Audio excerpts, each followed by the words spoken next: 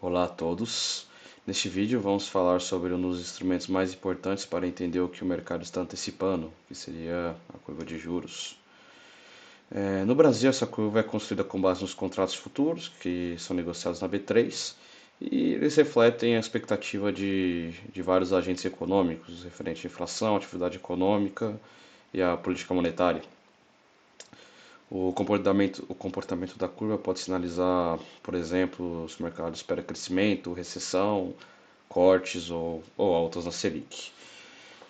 No vídeo de hoje a gente vai pegar os dados da curva de juros brasileira entre mais de 24 e mais de 25, irá modelar no Python e no R. Então a gente vai extrair os dados, criar alguns data frames e modelar a curva de juros.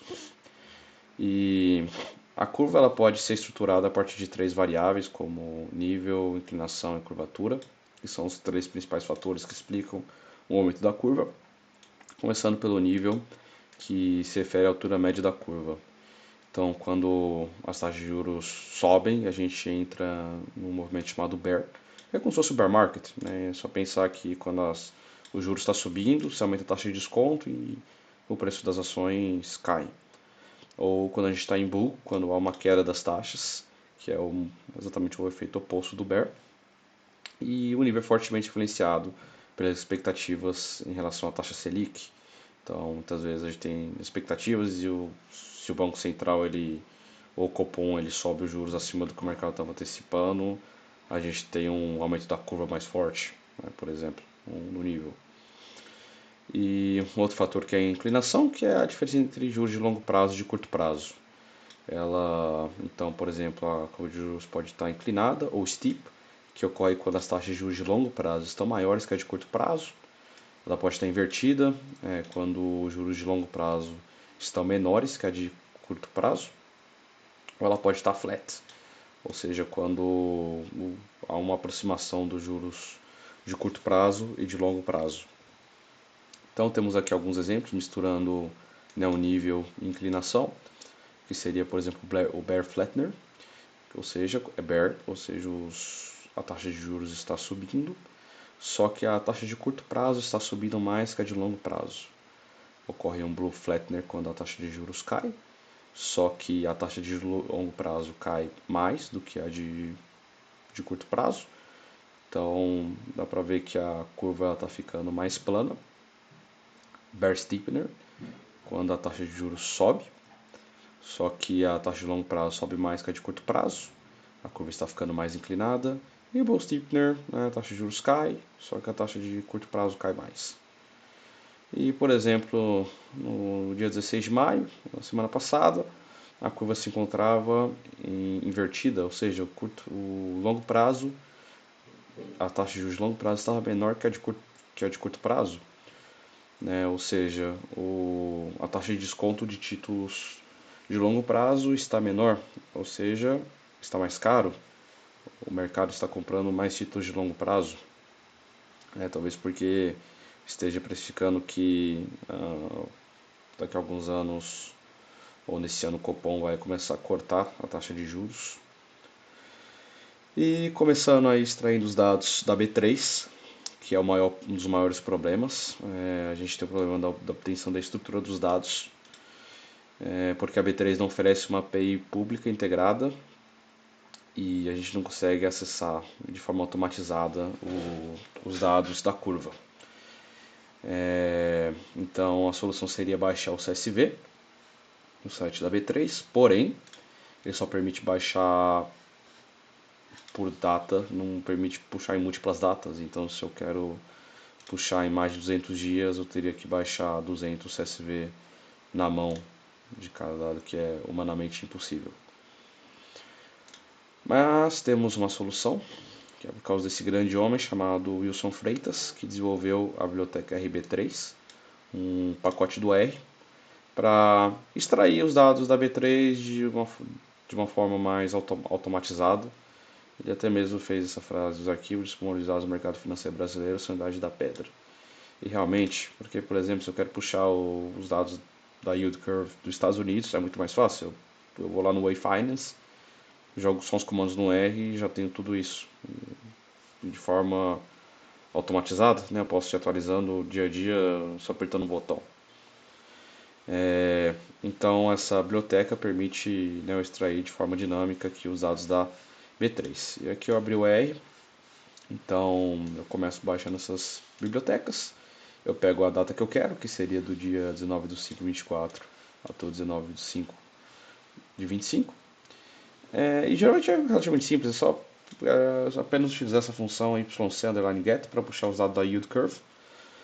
No entanto, como estou puxando várias linhas, é um processo que demora um pouco e tem um problema de que, vamos supor, está 80% do processo completo e ocorre uma falha de conexão aí com a B3 ou vem algum valor que dá como null, o processo inteiro para e tem que fazer de novo. Então eu vi um método que funciona melhor, que é utilizar essa chamada função segura, porque se houver alguma falha ele não interrompe. Então eu vou puxando uma curva por dia e depois eu vou filtrando as curvas que deram como sucesso, né? Já removo todos os nulls, né? Caso tenha esse erro. E com isso eu jogo num CSV e depois que eu consigo puxar esse CSV, eu consigo jogar no Python. O Wilson Freitas ele tem esse website que ele explica, né? Ele tem vários métodos aqui de como ele realiza, por exemplo, extração da taxa de juros. Ele tem alguns artigos aqui de dinâmica da volatilidade implícita. Então ele tem vários artigos legais aqui do R, né, para fazer análise do mercado financeiro brasileiro. Eu não estou muito familiarizado com R, então ainda tenho um pouco de dificuldade de ler o que está acontecendo aqui, mas é bem interessante. Recomendo. Enfim, continuando aqui, depois de extrair os dados, conseguimos essas variáveis, data de referência, BISDAYS. Nesse caso a gente vai utilizar mais a R_252, que já está anualizado em dias úteis, e utilizar apenas os dias úteis também para moldar a curva. E depois que esse Excel é extraído, é criado um DataFrame no Python. E o que foi feito aqui, a gente recebe essas variáveis, né, como dias. A gente ela não vem categorizada como mês, 3 meses, 6 meses, apenas como dias. E assim é uma questão de preferência, né? Eu vejo o próprio Wilson Freitas moldando a curva yield já com os dias, né? A maturidade já está como dias. Então você tem sim, milhares de variáveis no eixo das abscissas e moldando, né? Eu decidi reduzir o número de variáveis, né, para um mês, 3 meses, 6 meses, um ano, 2 anos. E em tese seria relativamente simples. Eu poderia pegar, por exemplo, o mês seria 21 dias, né? 21 vem para cá. 3 meses seria tudo que está com 63 dias e vem para cá. No entanto, não é tão simples porque, de acordo com o dia, não são apresentadas as mesmas variáveis. Eu irei mostrar um exemplo aqui. Por exemplo, se eu quero puxar de 6 meses, que seriam 126 dias. Eu venho aqui, por exemplo, no dia 20. Aí, ok, tem um bonitinho aqui. Esse dia eu tenho aqui de 126 dias, taxa de 10,5%. Aí perfeito, ele já automaticamente vai pegar essa linha aqui e vai transformar em 6 meses. Só que, por exemplo, eu venho aqui no dia seguinte, no dia 21, e, e não tem, só tem 125, 127. Se eu colocar esse comando no Python, vai entregar uma variável como null. Então por isso que eu criei esse intervalo aqui. Ele não é muito longo, é mais para evitar que ocorra esses valores null. Então, por exemplo, 6 meses vai pegar tudo que está com 120, 135, valor mínimo. Né? Então, por exemplo, ele pegaria, creio que 121, 122 ou 120 e colocaria aqui nessa variável de 6 meses. É o mesmo aplicado nas outras maturidades. Então, com isso eu criei a função, né, para ir mapeando. né, o valor mínimo que está desse intervalo para ser categorizado dentro da variável. E depois eu ordeno essas colunas e exporto para Excel. Aqui, por exemplo, aí eu crio uma planilha no Excel.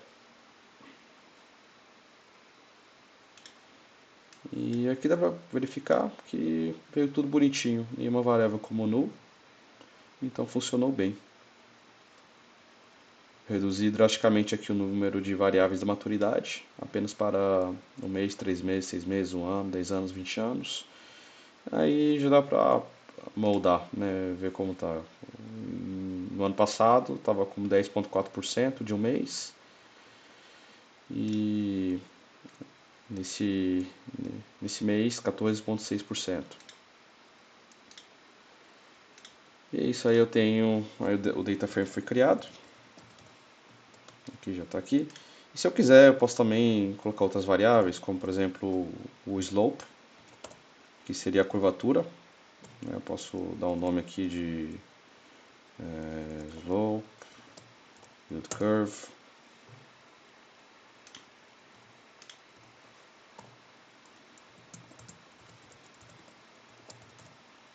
Posso pegar, por exemplo, 10. Posso fazer 10 anos menos um mês. Ops.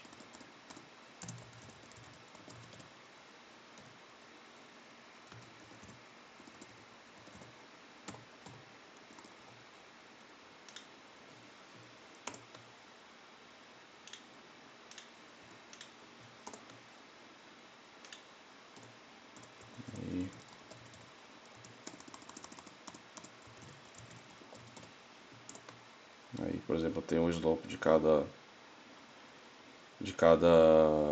dia. Eu percebi que nos últimos dias ficou negativo, né, por causa dessa inversão da curva. E no início estava positivo, né, a curva estava ficando mais inclinada em maio do ano passado. E é isso. Mas, portanto, não, por escolha, eu acabei não criando essa variável. Mas, por preferência, fica mais simples criando essa variável em vez de fazer isso depois. Então, vou rodar aqui de novo.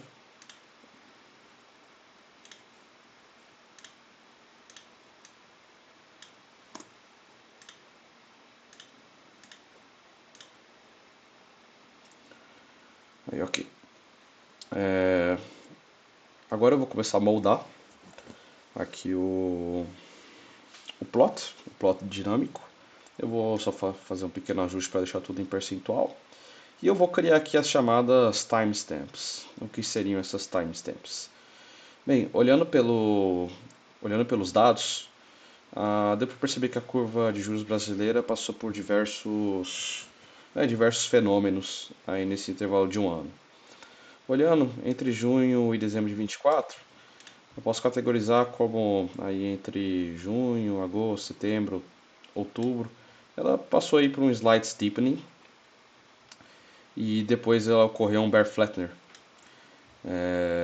devido às expectativas de mercado de uma política monetária mais restritiva de curto prazo e pressões inflacionárias e incertezas fiscais. Então a taxa de curto prazo subiu aí bastante.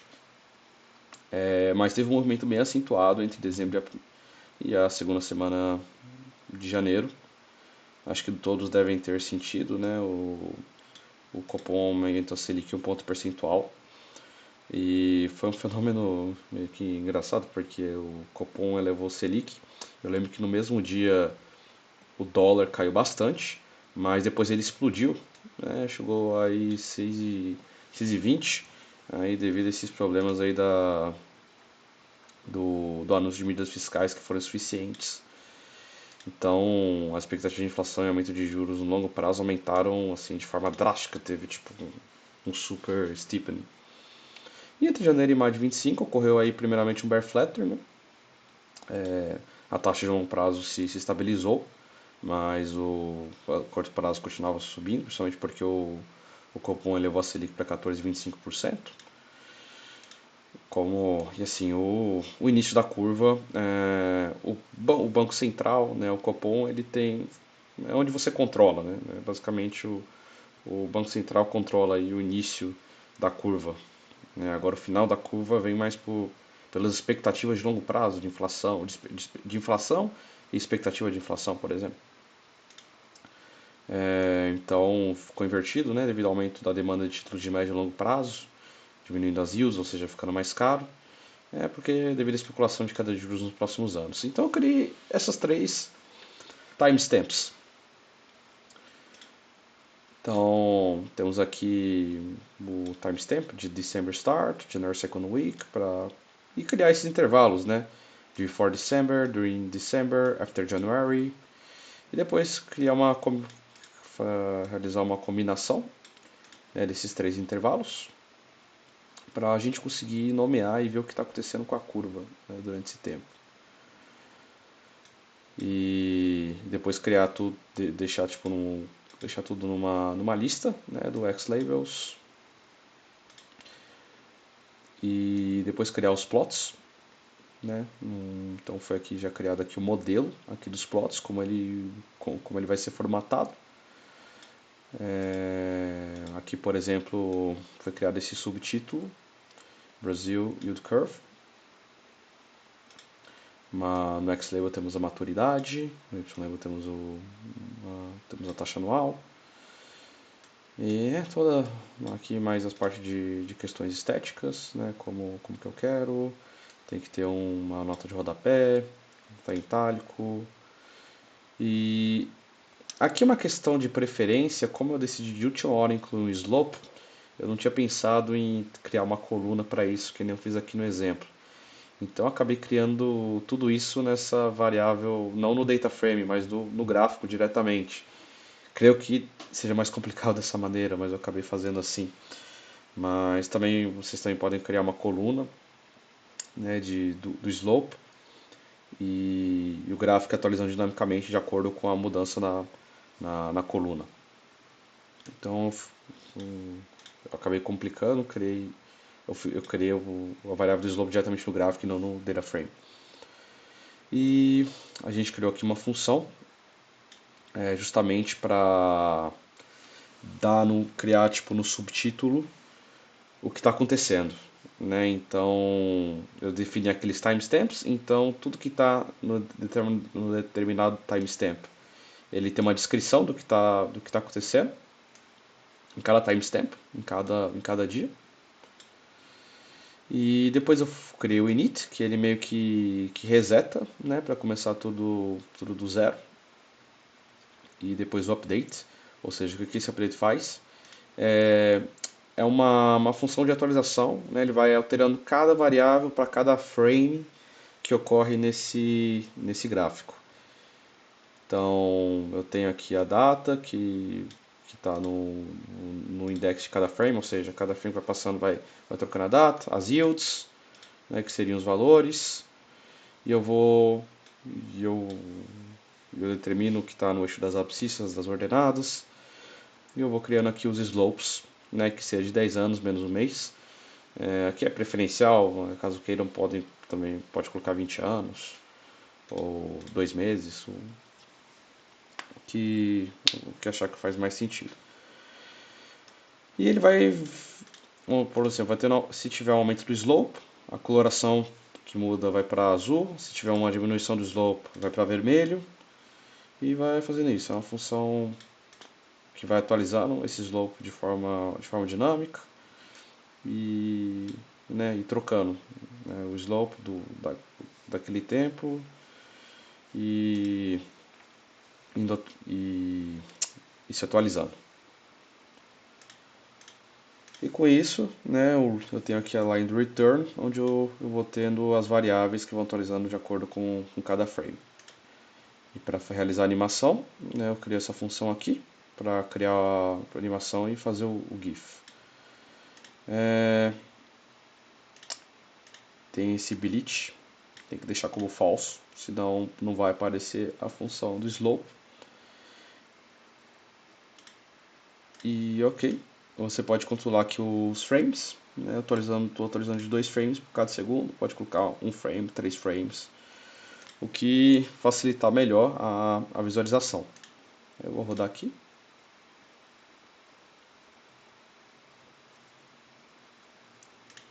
E ele gera esse GIF. Tá vendo? Ó, tá Slide Steepening to Bear Flattener aqui. E depois ele vai transicionar para o próximo timestamp a partir de dezembro. Bear Steepener. E depois atualiza, né, para o próximo, que é o Bear Flattener. Então, resumindo a parte de Python, é isso. E, portanto, o que dá para concluir é que a taxa de juros no Brasil ela é extremamente volátil e é uma tarefa relativamente complicada, né, analisar a parte de política fiscal e monetária aqui do Brasil. Né, muitas vezes isso não se traduz de forma intuitiva do que está acontecendo. Agora que a gente está passando por um fenômeno de inversão da curva, geralmente os mercados precificam como se fosse uma inflação, uma recessão, porque se o fim da curva tem uma expectativa de cair os juros é porque o governo vai cortar os juros para acelerar a atividade econômica. Mas foi o que aconteceu nos Estados Unidos no ano passado. A curva estava invertida, depois voltou ao normal e voltou a ficar steep, né? Mas o que uma curva invertida quer dizer é que está tendo uma demanda maior por títulos de longo prazo para ter essa taxa de juros fixa, né, de longo prazo, porque é uma especulação que nesse ano, nos próximos anos, o Copom vai cortar a taxa de juros, então é bom estar com uma taxa já fixa que vai ser maior do que a taxa de que é o futuro da taxa de curto prazo. Então, resumindo é isso. Espero que eu tenha explicado de forma intuitiva como moldar aí a taxa de juros, a curva de juros. Obrigado.